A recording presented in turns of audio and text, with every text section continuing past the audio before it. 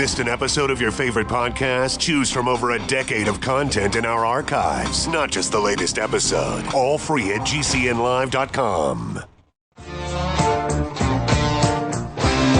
This is your call to action. Get prepared, America. Economy, survival, energy, disasters. This is USAPrepares.com. Informative radio, educational radio. Interact now by emailing instructor@USAPrepares.com or text at 434-390-7953. Class, please take your seats. Now, your instructor, Vincent Finelli. Everyone all set, cocked, locked. Here we go. Your dial set correctly to USA Prepares. Thank you for being in class with us today. Nathan is engineering the broadcast in Minnesota. I'm Vincent Finelli. Call-in number 866-582-9933. 866-582-9933. Telephone listen line 605-477-3249. 605-477-3249 is the telephone listen line. Rich Scheben's with us. Welcome, Rich. Well, thank you, Mr. Finelli. How are you this morning? Well, you know, Rich, I was thinking about one of the things that you talk about, inflation, and how we are being eviscerated.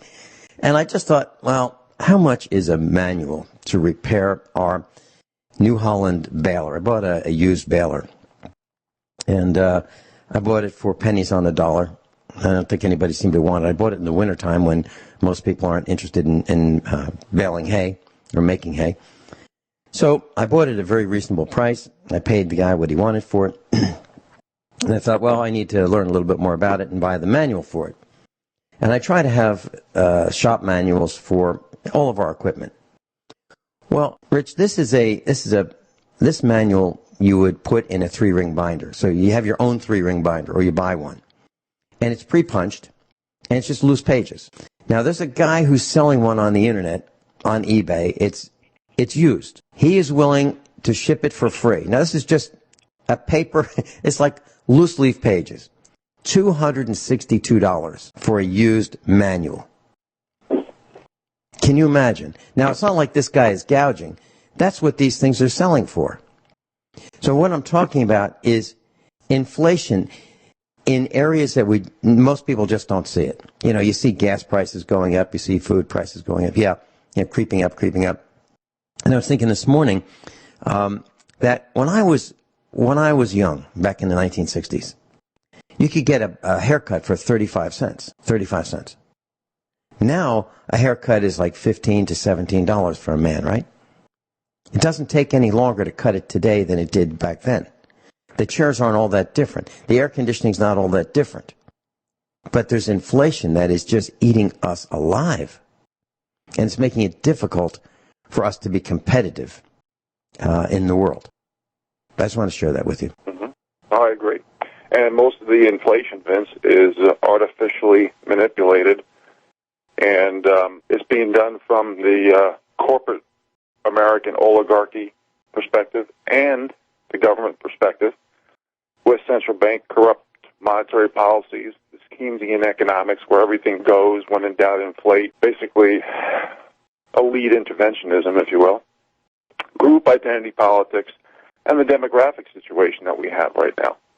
So when you lower the bars of standards and expectations based on what group you're in, and you have a demographic where there's so many retirees happening, and the retirees don't have two things.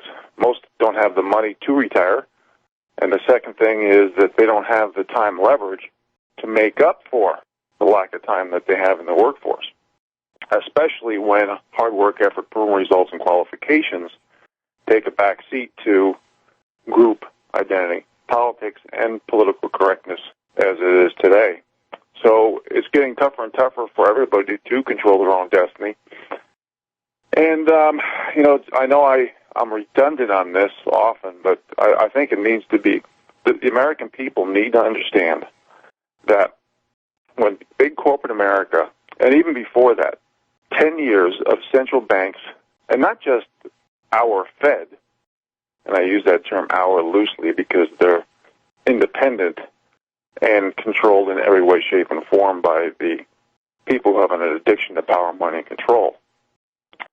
But also the central banks from around the world, especially the Switzerland National Bank, they've been buying our stocks and bonds to artificially boost stock prices. So what happens is the big corporate America, they get a tax break from 35% to 31%. They go out, buy back their shares. The dividends go up because there's less shares in the open so-called free market. And who gets the dividend benefits? The preferred shareholders, which 1% own 83% of the stock, 10% own 96% of the stock. So the dividends go to the super elite. And then executives cash in by cashing in their stock options by artificially manipulating the price. Now, it doesn't even end there.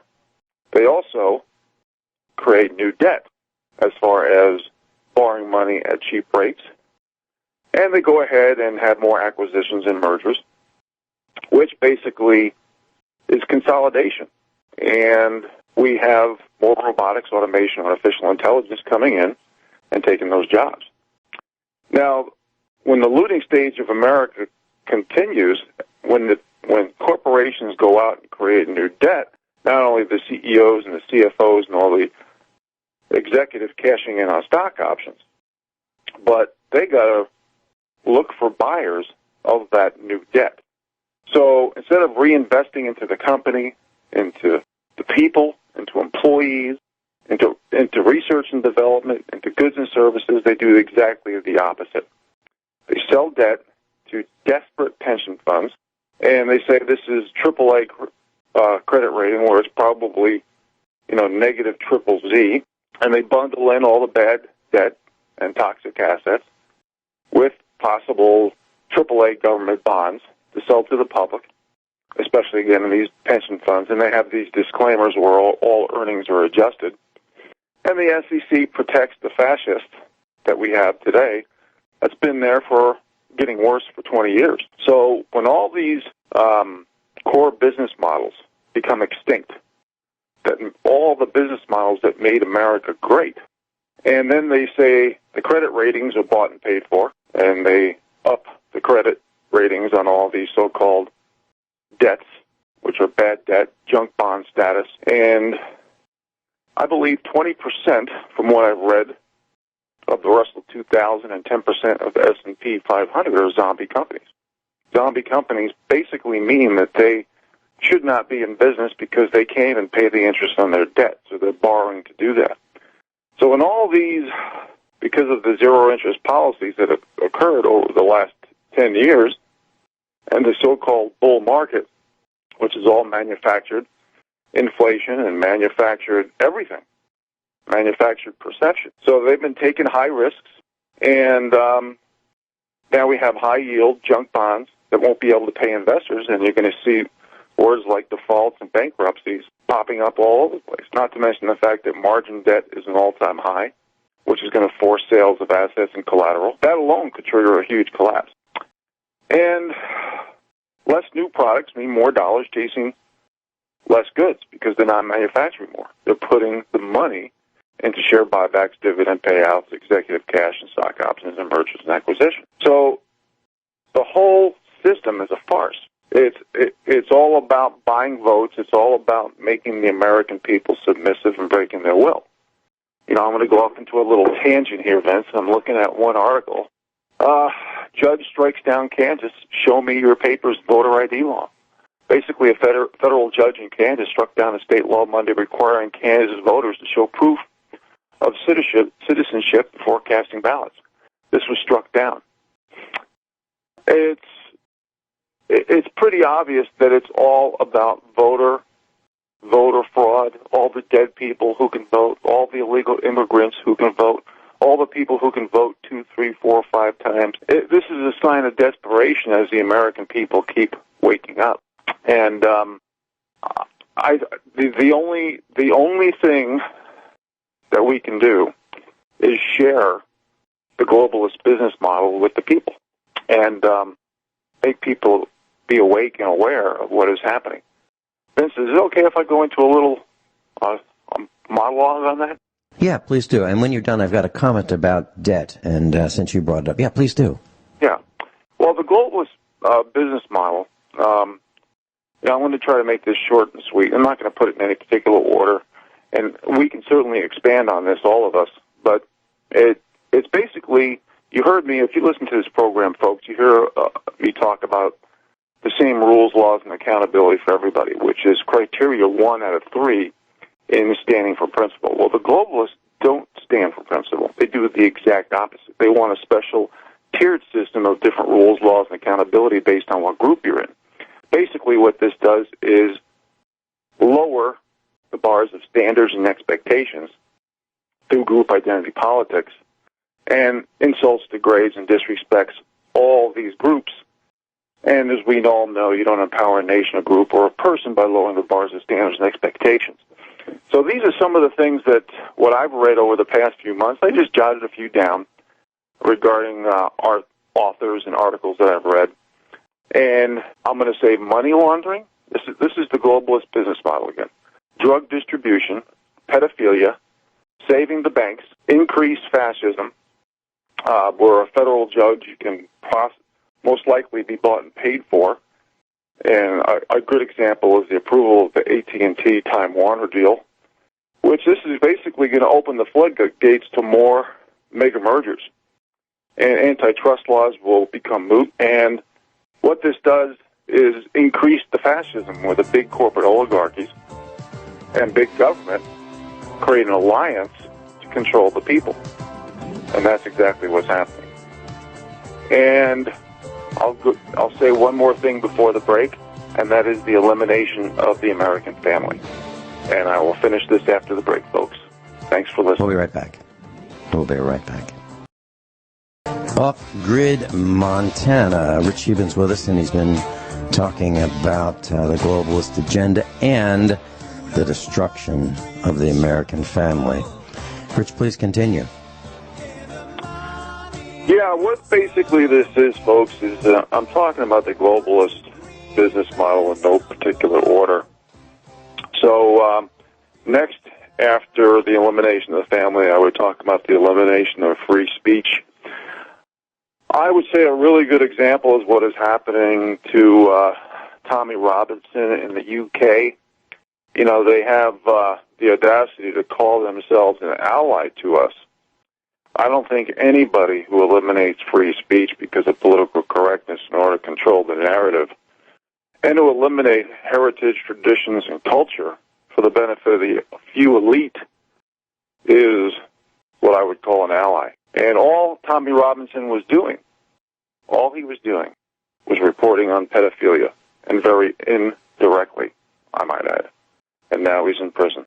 So when we talk about so-called trade alliances and certain people talk about who our allies are, I would be very careful with that because I wouldn't consider anybody an ally who eliminates free speech, because that's how a society that regards democracy and humanity that actually means something can make a difference. Next, I would say maintaining the status quo, and I call that the incognito caste system, where the people have no ability to control their own destiny anymore, and that is exactly what's happening in America. So I also want to mention some of these so-called surveys and focus groups that they do. It isn't to find out what the people thinks of a topic or situation, so the elite can do what's best for the people. But what they do with these focus groups and surveys is to find out how much propaganda, lies, and false flag they can pull over and how much the elite can get away with in regards to manufacturing information and perception. And all these terms about fake news, what fake news really is, folks, is bought and paid for news. What it really means from that is that they have sold out the poor middle class, bottom 93%. That's what the mainstream media has done. And that's why they're so afraid of the new media, because it's so effective, because it bypasses the corporate oligarchies and big government, corrupt government. And basically eliminates the gatekeepers, and it goes directly to the people. So I think it's up to us to give the little people a voice, because they certainly don't have one. And Vince, I'll give it back to you here. Okay. You mentioned debt. And I was looking at an article, wallstreetjournal.com. And the headline, this is 17 hours ago. Mergers would make AT&T and Comcast the world's most indebted companies. Subtitle. Media giants could carry a combined $350 billion in bonds and loans. Now, it says that a wave of expected big media mergers would transform AT&T and Comcast into the two most indebted companies in the world. Goes on to say AT&T bought Time Warner Incorporated, and Comcast hopes to purchase most of 21st Century Fox. And the companies would carry a combined $350 billion in bonds and loans, according to data from Deal Logic and Moody's Investor Service.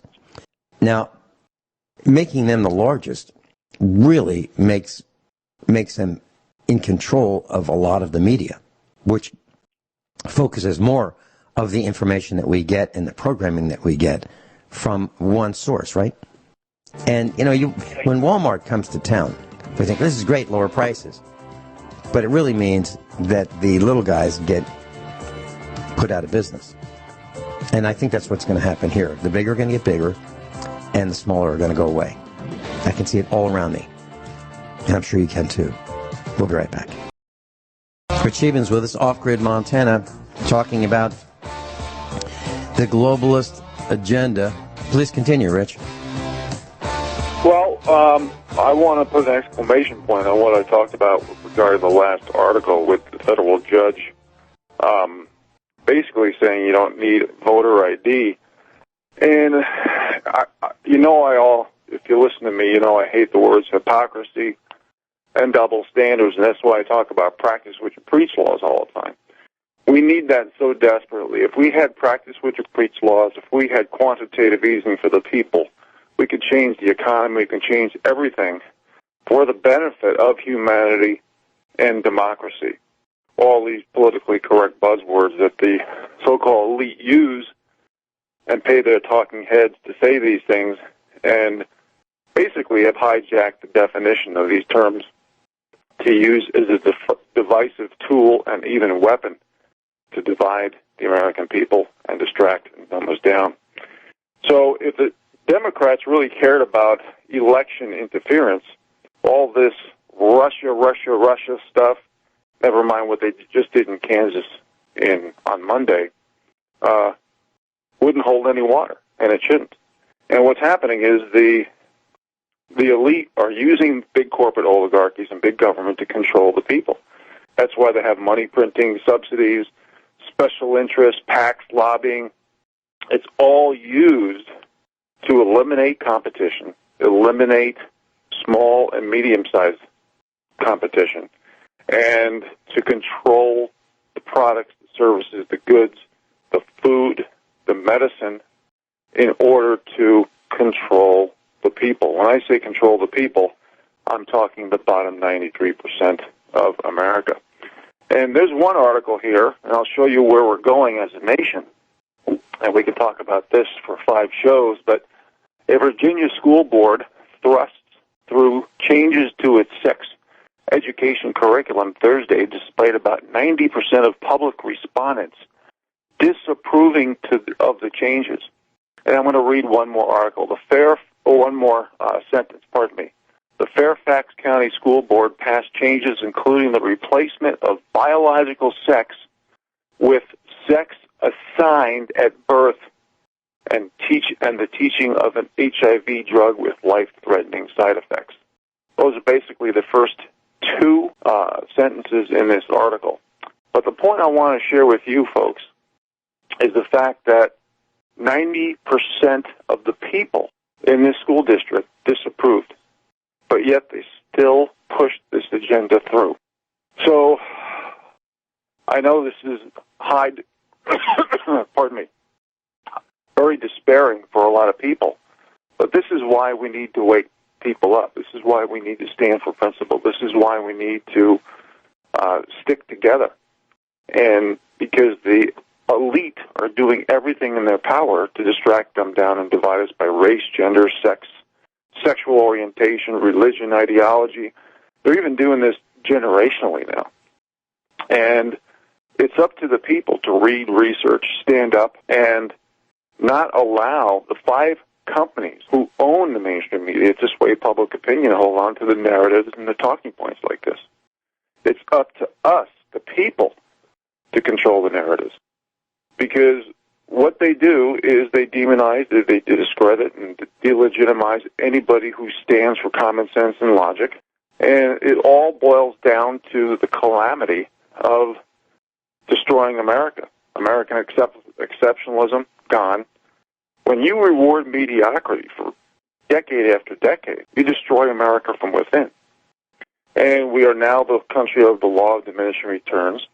And all these opportunities and the knowledges and the ingenuity, productivity, and innovation that made us great is only available for the very elite few. But think about this, folks. 90% of the people in this article in Virginia basically disapproved of the changes, and yet they still passed this anyway. Political correctness. It's not used for the benefit of equality and fairness and diversity and tolerance. These, again, are politically correct buzzwords, changed by definition. Inclusiveness, prosperity, accountability, transparency, and, of course, democracy and humanity. These words mean nothing. It's all about the control from the top down. So it's up to us to point these situations out and tell the American people that even though 90% of you don't agree with the changes, they're going to still do this anyway. And this is why we all need to stand up, especially to the hypocrisies and the double standards. And if you know anybody who says it'll never change, it's just the way it is, they are the poster boy and poster girl for ignorance, apathy, and indifference. See, the elite they're not talking to the little guy. They're talking at the little guy, at the bottom 93%. They demand obedience, subserviency, to a degree where the people can no longer control their own destiny. When 90% of the people say, we don't want that, and they shove it down your throat anyway, how do you expect to have a lifestyle? How do you expect to live? How do you expect to survive? That's why terms like populism is very inaccurate. We are now in a survival mode. Vince, any comment? Yeah, I do. As you're saying this, I was thinking about that and how people have lowered their own standards. They don't seem to care about property. They don't seem to care about right and wrong. And let me just give you an example. So yesterday,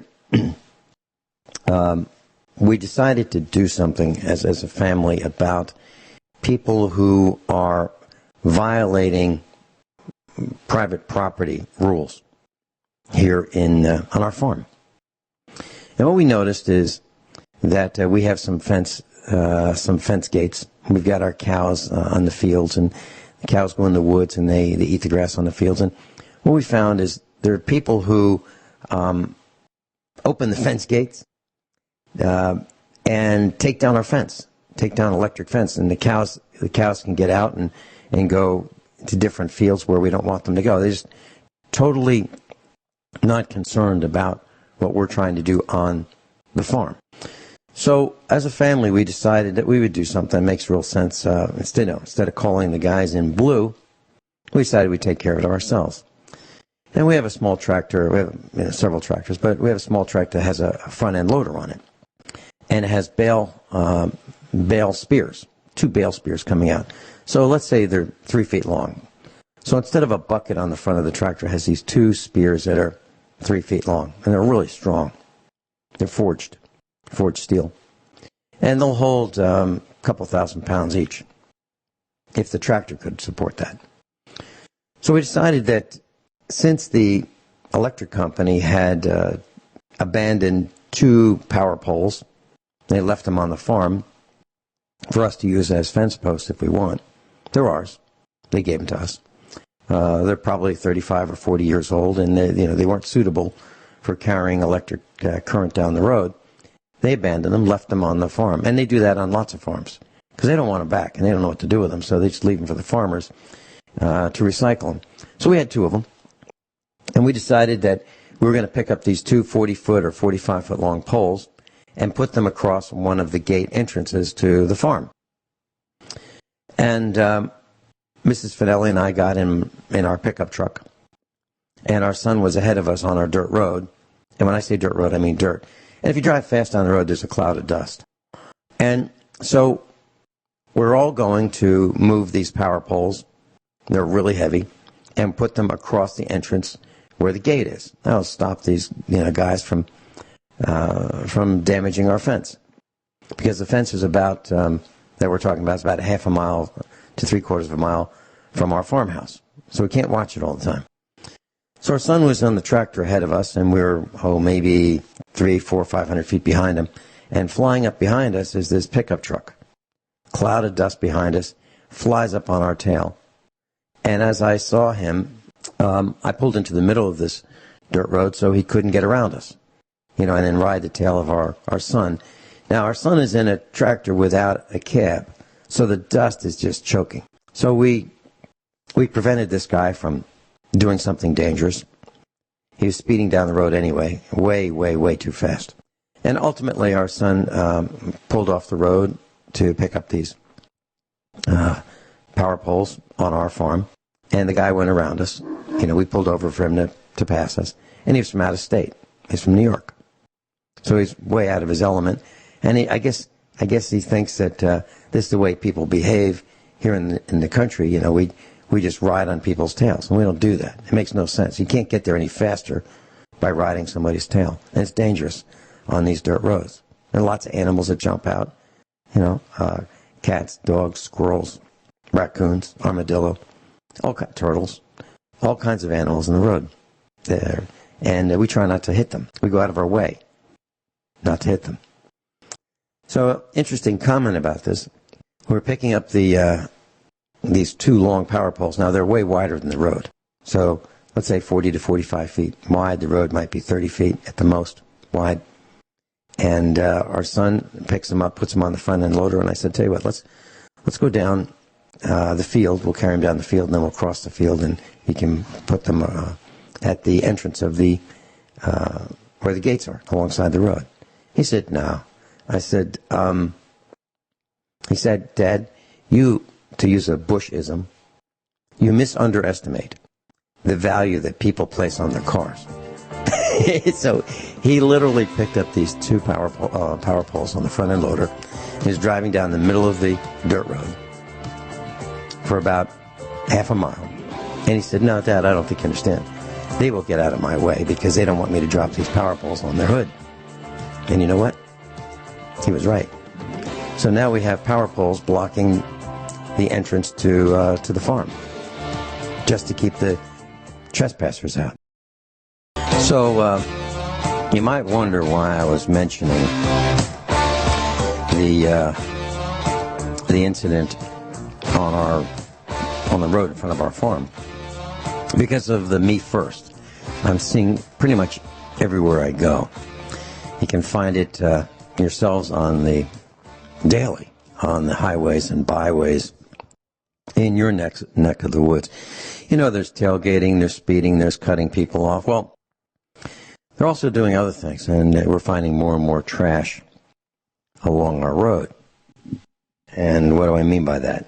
Well, people are just, if they've got candy wrappers, pizza boxes, soda cans, beer bottles, fast food wrappers, they just throw it out the window. And frankly, we're getting kind of sick of picking up after people. It's not our trash. So on the way back from installing these power poles across the entrance to the farm at one of the gates, we noticed there's on the road a bag of trash. And there was meat in it. There was fast food in it. This is like a large shopping sack large. Like, if you had one of those paper sacks that you used to get if you went to the supermarket, not these plastic ones from Walmart, but the big ones, filled to the top, thrown in the ditch along the road. And so we were going to clean it up, but we couldn't because there was a copperhead enjoying a meal in there. So we decided to just leave him alone and continue on our way. So the trash is still there. And it's crazy for us to clean up trash and risk being bitten by a venomous snake. So this me first thing continues on. We see it even more. And there was a story on dailymail.co.uk. And it's titled, "Shocking Moment. Female Motorcyclist Fatally Collides with an SUV that merged into the left lane without looking. Canadian woman, 49, died following the crash on Friday in Mississauga, Ontario. And the video shows the SUV cutting into the left lane directly in front of the motorcyclist." What happened was there was in Canada, they have a high occupancy vehicle lane.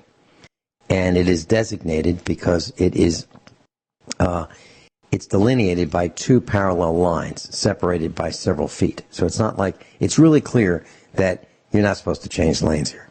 It's really clear. And that's the rules in Canada. High occupancy vehicles have more than one person in them, and you don't change lanes without being in the proper designated area to change lanes. So what happens is this SUV, and I saw the video, it looks like no turn signals were used. SUV is following a pickup truck and decides to pull from the center lane into the left lane. The regular lane the SUV was in, and decided to move illegally into the high occupancy vehicle lane. Motorcycles flying up in the high occupancy vehicle lane, slams into the back of the SUV because the SUV cut across with no warning in the wrong location illegally. So the SUV didn't use signals, number one. Changed lanes in an area that was illegal in Canada to change lanes. And the motorcyclist slams into the back of the SUV, flips in the air, and the next day the motorcyclist, a woman 49 years old, dies. Now there's plenty of fault here. So I'm saying me too. Or I'm sorry, not me too, me first. The SUV is saying me first. I'm behind this guy in this truck and I can go faster if I could just get around him. So all I have to do is, I'm just paraphrasing what he might be thinking, or she. Just get around this pickup truck in front and go faster. Me first. By doing that, a woman 49 years old who is on a motorcycle crashed into the back. No time to brake, no time to avoid the crash, no place to go because there was a concrete median. No place to go. So the motorcyclist dies. Now, is the motorcyclist wrong? Yeah. Why? Because the motorcyclist was in a high occupancy vehicle lane. Not supposed to be one person in a high occupancy vehicle lane. Motorcyclist was wrong, in my opinion. SUV driver was wrong. No signals, careless driving. Me first. It's out of control. And it's happening all over. And it's got to stop. And it can stop with us. We'll be right back. Rich Scheben, offgridmontana.com. Everyone all set? Cocked, locked. Hour number 2 of the USA Prepares. Rich Scheben's with us, Off-Grid Montana. Rich, did you have any comments about that motorcycle car crash? Us having to move power poles to block the entrance to a farm gate to keep people from messing up the farm and causing us problems with the cows and dumping their trash on the side of the road, in a ditch. I mean, obviously, it's all deliberate, all of it. Any comments? Well, yeah, sure. First of all, your theme was kind of me first, and we've talked about this indirectly many times. We got to get rid of the left-right paradigm, first of all, because too many people think it's actually a real thing. It's probably a 5% difference. It's really the aristocracy managing the serfs, and that's why the inequality between the super wealthy, creating the fascist state that we have, is creating so much despair because when you lower the bars of standards and expectations for getting a job and keeping a job, you lower the bars of standards and expectations for everything else. It's a cancer that metastasizes. So we have to remember that we have to try to make a difference individually, but we have to stand for principle. Okay, we can't sell the farm for nothing, and I think that the redundancy of my definition of standing for principle needs to stay its course on the repetitive angle, and that is we need to have the same rules, laws, and accountability for everybody. It has to be truth, not based on truth, but we have to speak truth. In other words, you have to have the guts to be willing to be hated for telling the truth versus want to be liked by blowing smoke up someone's keister and telling certain people what they want to hear.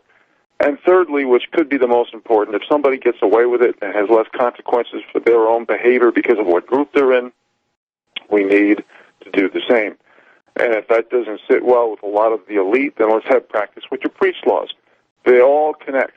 But I think how I'm going to take what you just said, Vince, I'm going to say, how can we make a difference as individual people? And I'm going to use one example of a man. He was a very good rebounder. His name is Dennis Rodman. I'm not a basketball fan. I'm more of a football fan. But that being said, I think a lot of people had preconceived notions about who he was on some of the things he said publicly over the last couple of decades. But you know what? It really turned out that he's a patriot, and he cares about America. And he really made a difference. And he decided not to be a globalist dream. He didn't want to be an American nightmare. He wanted to make a difference for the American people. And when Dennis Rodman played a key role in the North Korea talks for Trump, I think that says a lot. And I have an article here, Vince. We talked about this the other day. This is a TV poll. 71% of liberals don't want peace with North Korea because Trump would get the credit. And this really shows how too many people have gone down the rabbit hole. And we've talked about this in great detail and specificity that the word liberal is no longer accurate. There's no credibility or validity to it. The Democrat Party has been taken over by the globalists. And that's one of the reasons why I talked about the globalist business model earlier in the show.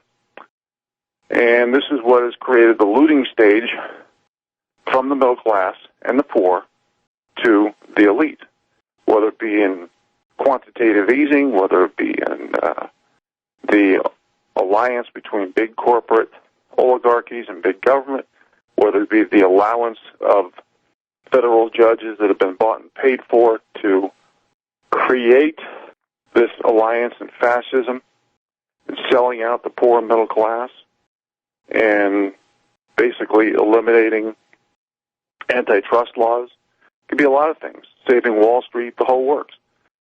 But I do know that the people, the little people, whether you be a multimillionaire because you were successful like Dennis Rodman, or you're sitting at home in debt in total despair and don't know what to do.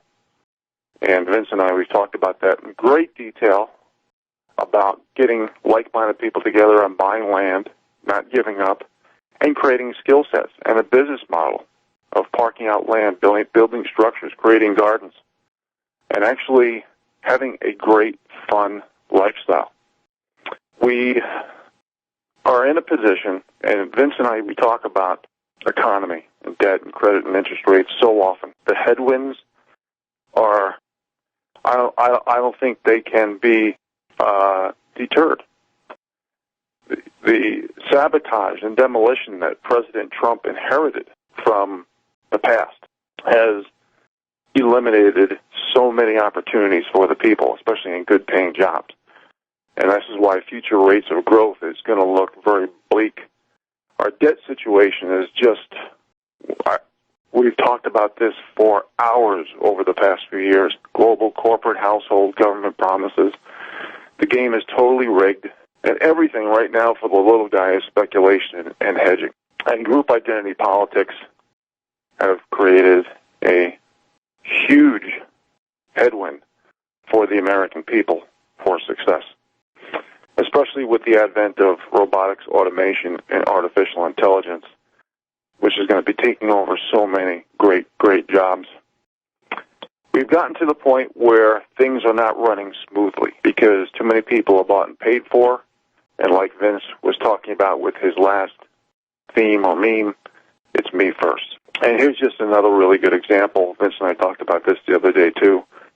For over a year, the state of Florida did not run FBI background checks on tens of thousands of residents applying for a concealed weapons permit because an employee forgot the password to this check system, NICS.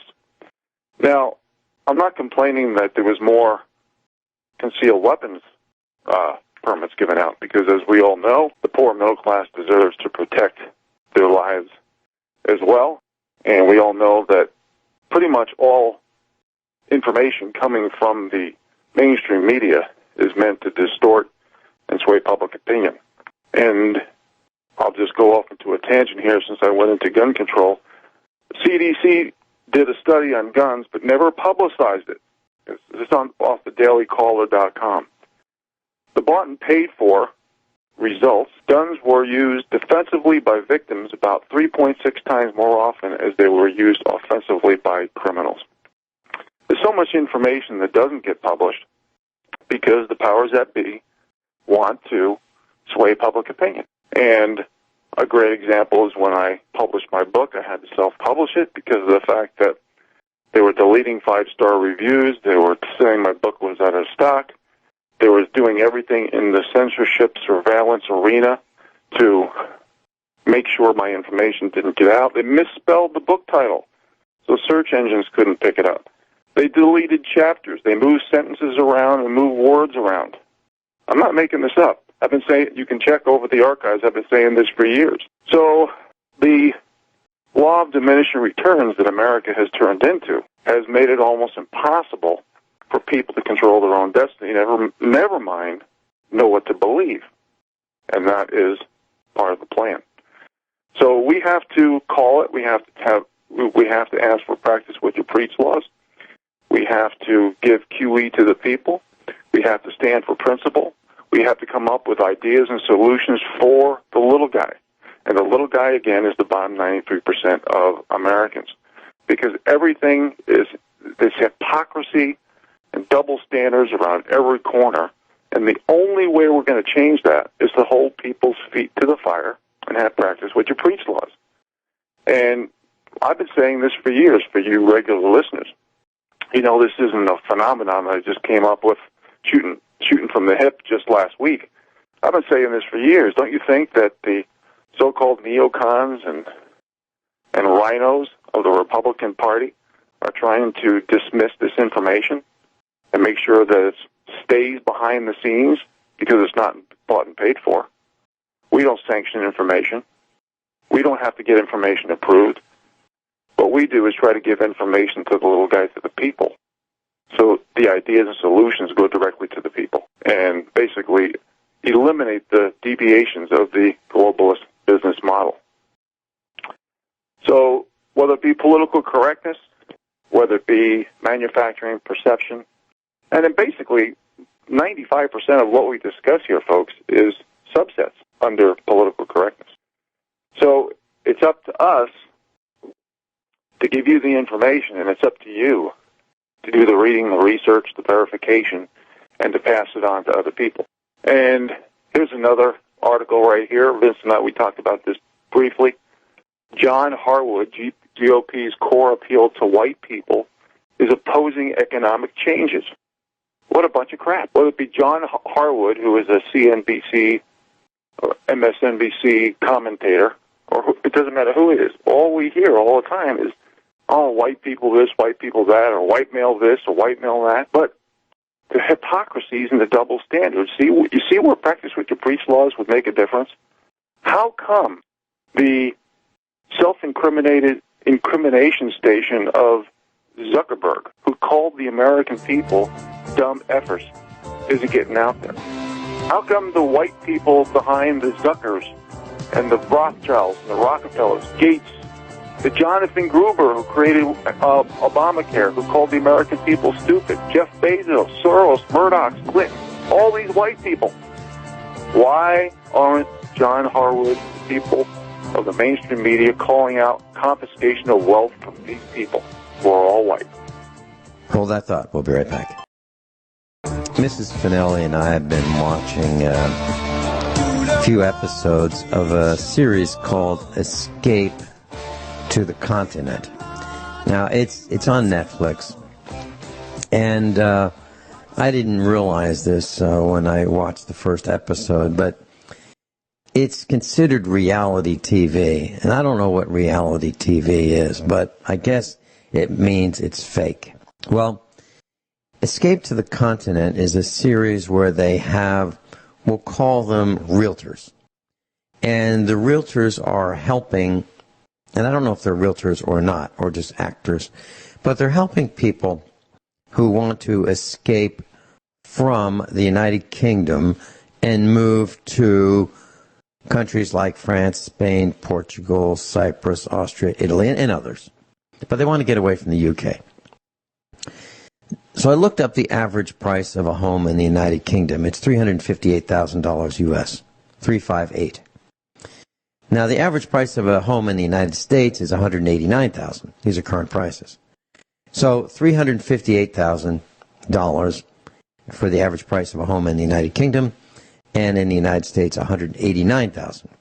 Okay. So these people typically want a great view. They're looking for a beautiful view, which boggles my mind. You know, I think nice surroundings are just wonderful, but you can't eat a view, as far as I can tell. You can't farm a view.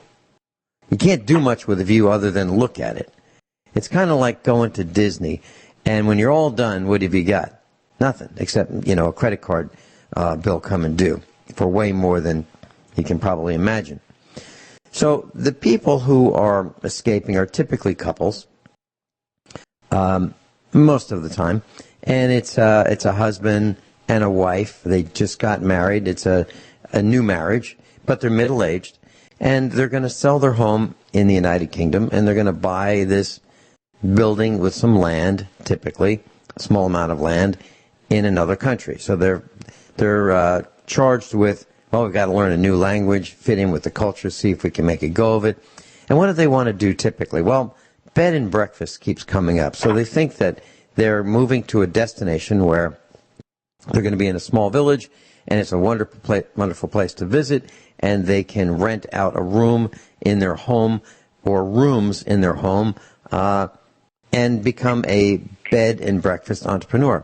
But there's a thread that runs through these people. That thread or that trait is that they don't have any skills. They've never run a bed and breakfast, but they think they're going to be an entrepreneur. Now, good for them. I mean, I'm glad they're going to try. But when they look at the places that they want to buy, it's got to be done. It's got to be completely done, or it's too much work. Now, I think about what we've done here at the farm. We didn't even have a house. And, when we built this place, we had to mow down saplings that were taller than a big tractor to create a field, a 40-acre field. One of the fields was just overgrown. And I'm thinking that these people that, it's going to be a lot of work. We might have to paint. We might have to spackle. We might have, it's just too much for them to do any work. They have to have it done for them. And I don't see how a person can survive in that position where they're held at the mercy of whatever the contractor is to do whatever they want to have done, like fix the leaking faucet, add a new outlet or a receptacle here or there, or change the light switch or whatever. They are willing to just keep looking until they find the right perfect place that's already fixed. And I just can't understand it.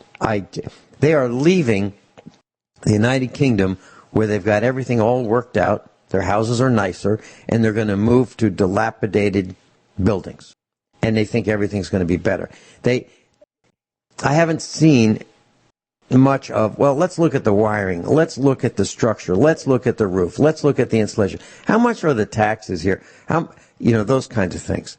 What I'm saying is, I believe if there's any truth to this series, Escape to the Continent, if there's any truth to it, it's showing how ill-prepared people are to do anything at all. And I have a feeling there's some truth to this. So if you want to watch and see what we're talking about, Escape to the Continent is on Netflix. And you'll see a bunch of people who are really looking forward, most of them are looking forward to views, and they're looking forward to changing their lifestyle. They're looking forward to retiring, but they don't want to do much work. They really don't want to do much work. They're interested in riding their bicycles. They're interested in taking walks. They're interested in having a beer, going to the pub. They're interested in being non-productive, for the most part. Rich, I'm quite shocked at what I'm seeing in terms of the lack of skills all around us. And I think that might be a barrier to entry to people embracing the kind of lifestyle that you have and that we have here at the farm. And why is that? I think it's because of the media. I think it's because of the government training camps. I think we have pulled out of the schools the trade skill training that we used to have, like shop classes, wood shop, metal shop, welding, automotive shop, electricity shop, carpentry, masonry. We used to teach those kinds of skills in the schools. We used to teach home economics, and typically young ladies would go into home economics classes where they'd learn how to run the household. And I think that's a very important thing to do, running the household. Hillary Clinton doesn't think baking cookies is important. I think cooking healthy meals for the family is extremely important. I think raising the children is extremely important. I don't think there's anything higher and better than a woman can do than be at home to raise the children, to take care of, nurture the children, help them with their education, help them with their skills, teach them how to be polite, productive people. I think it's extremely important. However, it looks like to me that we've said, well, it's not so important. Going out and sitting behind a keyboard and a screen and having a job entering data of other people that is important. But it seems like that's what we've done, and we've lost our desire to do things. We used to have hobbies. Heck, I was filling out a medical document. They wanted to know about me, and it said hobbies. And so I looked at Mrs. Finelli and I said, hobbies, that'd be everything. Everything. I'm interested in everything. I really am. And I try to read about everything. Why? Because I want to know about everything. But I don't think young people today are advised properly. I think guidance counselors are missing the boat. I think that young people need to be encouraged to have hobbies, to learn to do things. Heck, gardening is it's such a wonderful, rewarding experience for a young person. Take a seed, turn it into a plant that produces a tomato or a radish or a carrot or a bell pepper or a cucumber or a watermelon or a pumpkin. I mean, that's important. But do we do that? I don't think we do enough of it. I think we're letting our children down, and it's going to make it worse for everybody because of the lack of skills. And if we ever have to go to war again, ground war, what are we going to do with people who don't know how to do anything? Like, let's say the tire gets shot out on the Humvee. What are we going to do? I don't know. Can you change that thing? Where is the spare tire? Where is the jack? What is the jack? How does it work? I mean, we're at the point where we really don't know how to do much.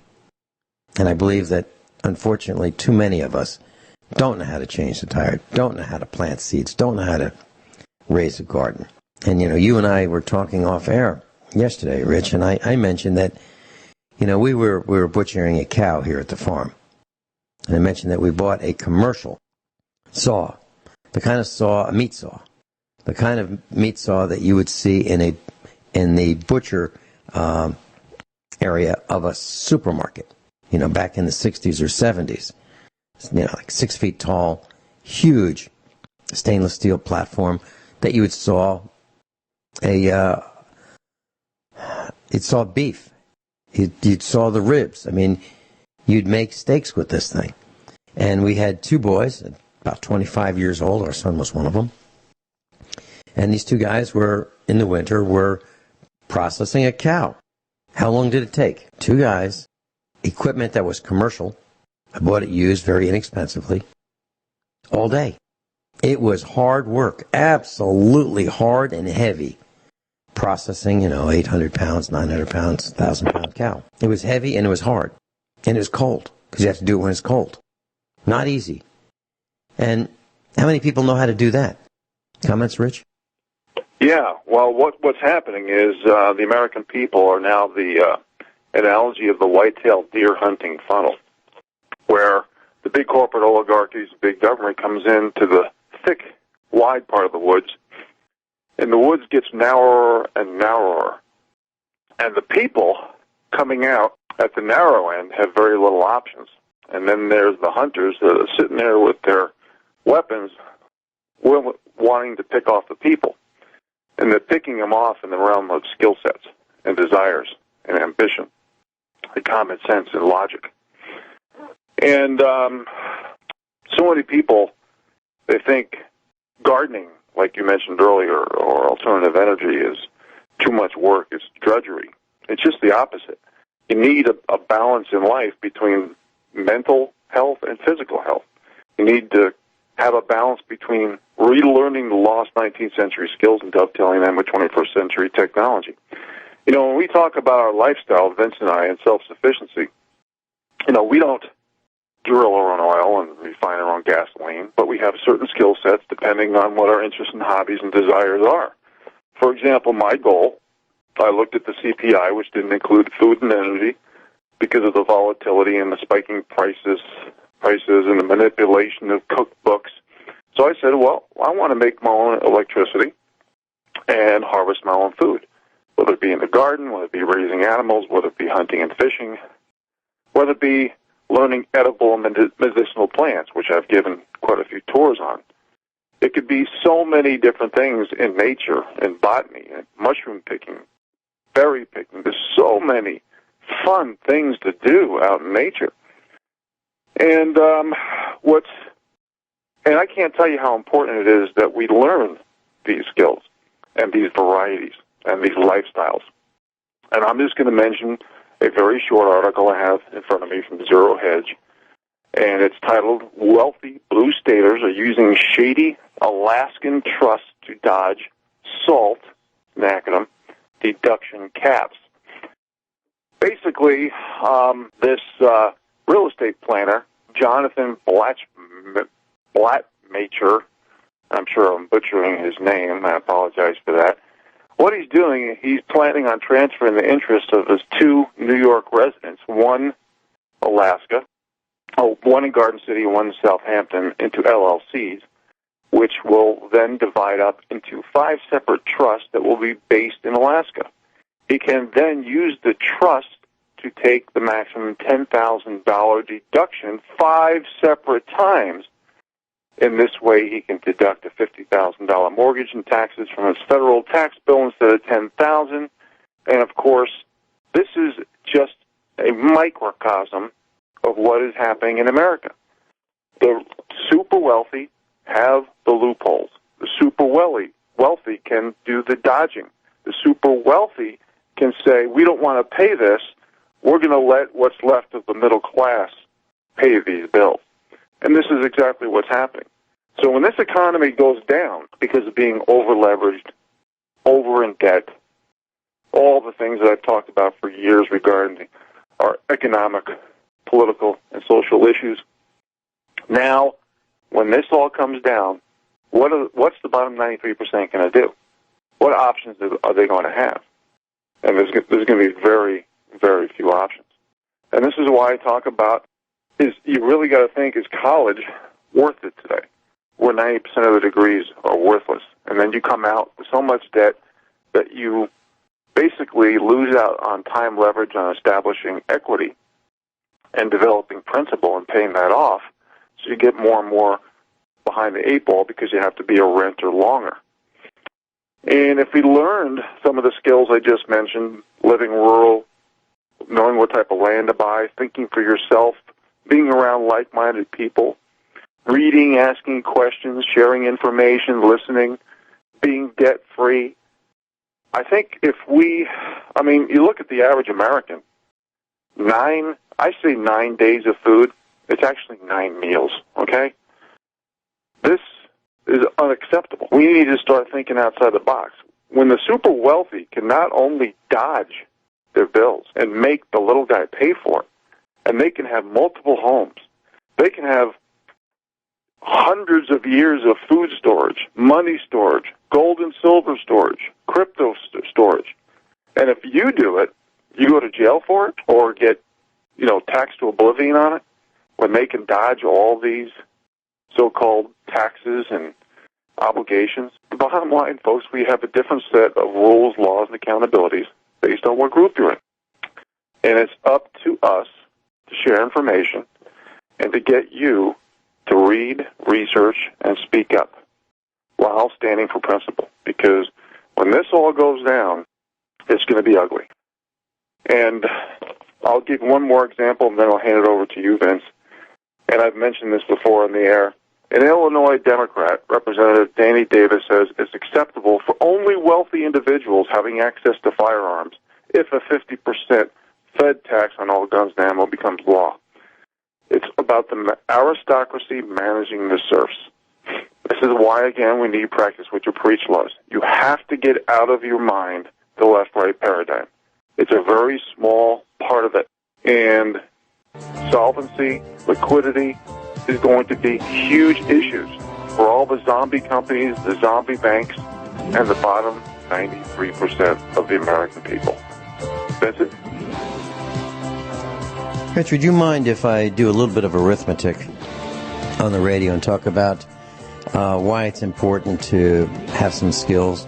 Like, I want to talk about the payback of a grid-tied solar system, how it doesn't work, does not work, does not work. I want to thank Grace Thorne, USA Preparedness Instructor, for sending me a nice letter. Thank you so much, Grace. Sandy and I read it. Rich, I want to just take a minute and talk about why it's important to have some skills, and why it's important to understand what you might be embarking in. All right, so I just went, during the break, I looked up what is the cost of a solar system, and result is $7 to $9 per watt. Okay, so a typical system might cost between $25,000 and $35,000. Well, I can do it for less. And here's what I figured. Now, this is just, I want to simply tell our class why a grid-tied system to sell electricity back to the utility makes no sense at all. Okay? Makes no sense. Now, if you want to have a system like Rich has, where he generates his own electricity for his own use, that makes sense, to be independent. We have a system that we can do. We can generate our own, store our own, just like Rich, and we can sell back any excess if we want to. That's what we have. Well, the kind I'm talking about is where you just have solar panels and an inverter and you just sell back. So I'm going to give you the numbers. So solar panels typically cost about, for good ones, about $1 a watt. So a 300-watt solar panel, just one panel, is about $300. That's, delivered to your house. Okay, that's with the panel plus the shipping. And they're fragile and they're hard to ship and they're glass and they break. So it's not easy to ship these things. So roughly $1 per watt per panel. So a 300-watt panel is $300. So a system with about 30 panels would generate about 9,000 watts. So how much does that cost for those panels, for 30 of them? $9,000. Now, if you want to mount them on a rack, which you're probably going to have to do, it's going to be about $3,000. And if you want to have someone install that rack, it's going to be about $1,000. And if you want an inverter, that's $3,000 more. And if you want to have someone install it for you, that's another $1,000. And there's going to be some miscellaneous things that you need, wires, connectors, and so forth, another $1,000. Total cost for these 30 panels is going to be about $18,000. Now, you can sell electricity back to your utility company and ours will pay us between 2.5 and 3 cents a kilowatt. Now, they sell us electricity at 10 cents a kilowatt, but if we sell it to them, they'll give us maybe 2.5 to 3 cents a kilowatt hour. Our panels are delivering about 36 kilowatts a day. So if I were going to sell all the electricity that we generate, I would get paid $1.08 per day. Multiply that times 30 days, roughly, in a month. That's $32.40 a month I would get back for my investment of $18,000. Now, how long does it take in months to pay back that $18,000, assuming no tax credits, no incentives, no other costs, okay? Just $18,000. And assuming that I'm not putting that money into the bank to gain interest. So just very simple arithmetic. We take 555 months for a payback on that solar system to sell electricity to the utility. At 12 months per year, that's 46 years. What I'm telling you is that makes no sense.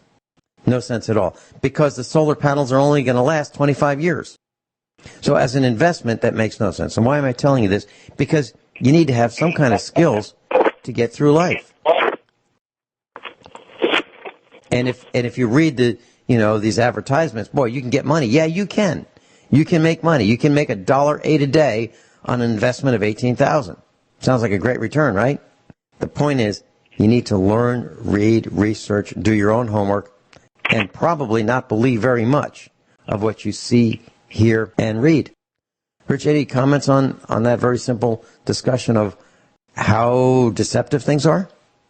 Well, absolutely. But skill sets also include the ability to live rugged and living below your means and knowing the fine line between needs and wants. I make it very clear the only thing that you should be in debt for, and that is land and or home.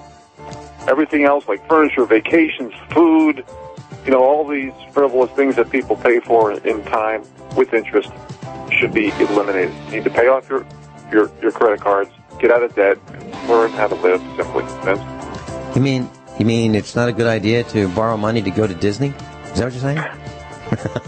Imagine my shock. Yeah, but people do that.